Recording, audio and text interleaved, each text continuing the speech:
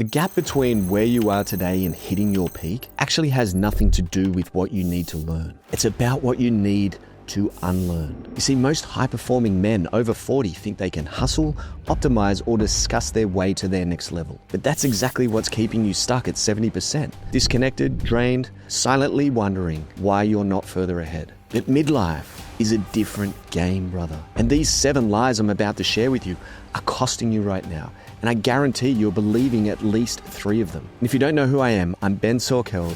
I'm the founder of the Rising Kings movement, and I've taken over 1,300 men from grinding at 70% to operating at their peak in business, fitness, and family. Not by stacking more, but by ripping out the lies that kept them small. And these same lies are the things that nearly cost me my marriage. And I want to make sure that they don't cost you the same. Lie number 1, everything I do is for my family. You see, you learned early on that good men sacrifice. Yeah, maybe your dad worked all the time, or you watched as other men preached family first while they were working most of their life. So you tell yourself the same story. Every late night, every missed bedtime story, every cancelled holiday, that's all for them. But let's be real. You passed providing when you earned over $75,000 a year. What you're chasing now isn't security, it's significance. You love the game, the wins, the dopamine hit when the deal closes. And brother, that's not wrong. But pretending it's all sacrifice, that's the lie. Because this lie keeps you feeling guilty and resentful. You can't enjoy the win because you think you should be at home. And you can't be at home because you need to be out there winning. So you're trapped between these 2 worlds, but succeeding at neither.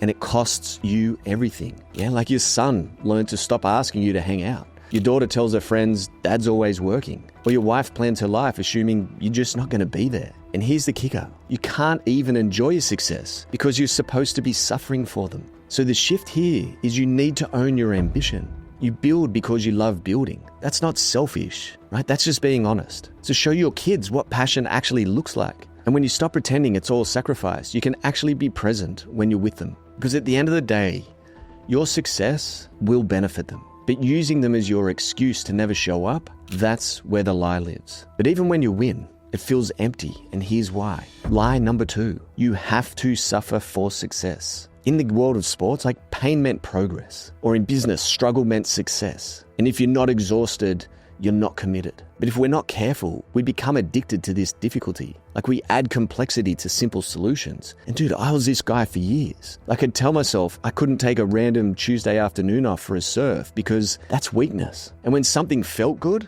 like I felt guilty. Or when work was flowing easily, I'd think I'm slacking. But here's what I've learned. The hustle culture wants you to believe that easy equals laziness, and it's destroying you. We stop celebrating wins if they come easy, and your kids watch you grind away with that little to no joy. And if you're not careful, success becomes a suffering contest where nobody wins. And so the shift is you got to remember this. Mastery looks effortless because flow beats force. And so the best solutions, man, they're elegant, they're not complicated. And finding an easier way, it's not lazy. Like that's intelligence. And sure, challenge has its place, but when suffering becomes your success metric, you've lost the plot. So you keep running, but the finish line, it's about to move again, which leads me to lie number 3. I'll enjoy life after this next win. Just one more deal, one more milestone, one more zero in the bank account, then I'll slow down. Then I'll be present. Then I'll finally enjoy life. And it's crazy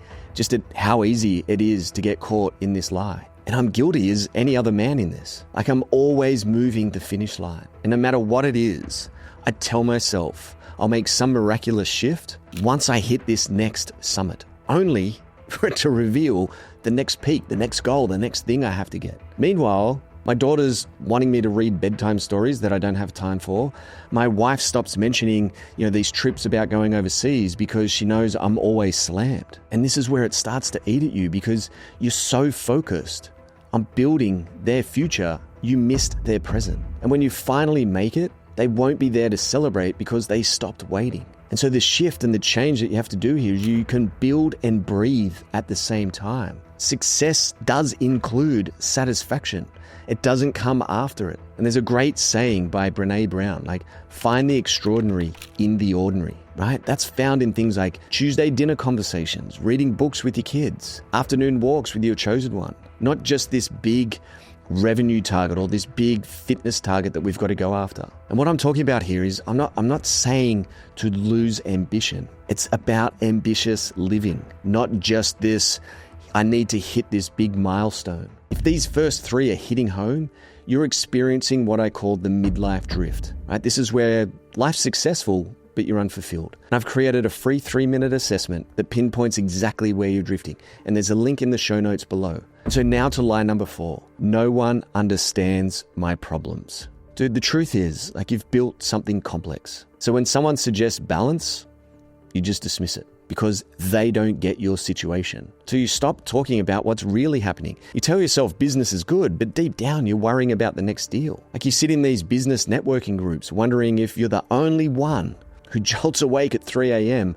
trying to solve problems that won't matter in 5 years. But then it happens. A few drinks in, everyone's guards down. And the guy that you heard crushing it in the conversation before, his wife sleeps in the guest room. Or the woman with the perfect metrics. She barely sees her kids and it's crushing her. Same problems, different details. So your unique situation is holding you back. It's stopping you from making the necessary changes needed to level up. Because your problems aren't unique, brother, but your solution will be. Every driven man faces the same demons. But the men who break through, they realize they need help seeing what they can't see. But here's the thing about thinking you're special. It's killing your growth. Which leads me to lie number 5. I know what got me here. There was a time in my life where I rested on my past. My 20 years of wins, the battle-tested strategies, the formula that worked. So why would I change? But the problem is, I became a museum of myself. I was still operating like it was 2015. And I was using my 30s playbook at 40. Because what got you here is now your ceiling. And the truth is, you stop growing the moment you figured it out, right? Defending methods that are slowly killing you. Your marriage probably runs on a 20-year-old operating system, right? You're missing opportunities because they don't fit your model. Your kids see you as the old man, and that cutting-edge founder became this stubborn dinosaur. Because the truth is, your experience is data, not identity.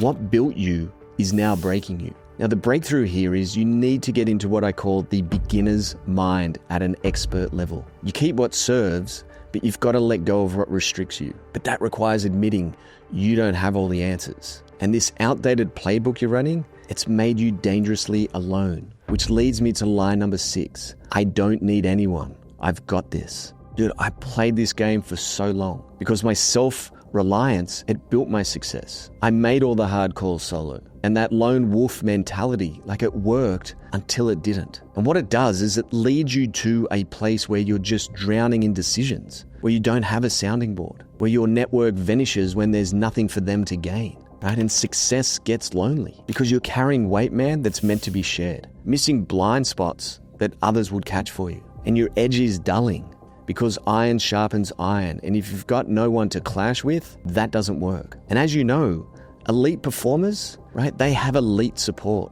Think about it. Michael Jordan had Phil Jackson. The Navy SEALs operate in teams, but you're trying to be the one-man army in this team sport. Because the new way isn't about independence. It's about strategic alliance. Because the right brotherhood multiplies strength. The right accountability, it accelerates your growth. So the way to get out of this is just choose a pack man and choose wisely. And now for the final lie keeping you stuck. Lie number 7. I'm doing better than most. Dude, when we look around, friends divorced, there's guys out of shape or they're broke, and you think, man, I got the business, my family's intact, I'm not falling apart. So by comparison, yeah, man, you're crushing it. But you're using their mediocrity as your measuring stick. Their failing marriages make your cold one look okay. Their overweight bodies make you feel like your average fitness is acceptable. And as long as you're ahead of the pack, you're good. But this lie makes you comfortable. Yeah, you're not comparing to your potential.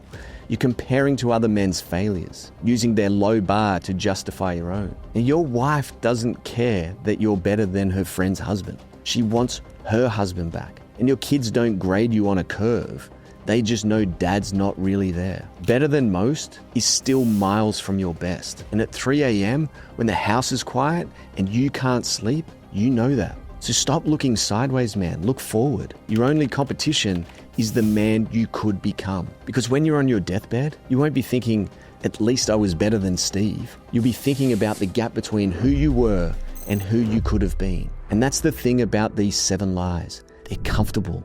They're familiar. They feel like armor, but they're actually anchors. Now, the question isn't whether you're believing them. You are. The question is whether you're ready to let them go. Because your peak isn't about learning new tricks. It's about unlearning old stories. And if you're ready to go deeper into this, to actually unlearn these lies with men who get it, that's what we do inside the Rising Kings Experience, an exclusive 9-week methodology high-performing men are calling the answer. And I've put a link in the details below. But if you're wondering how you drifted this far from who you thought you'd be, I've got another video right here that explains exactly that. Stay strong.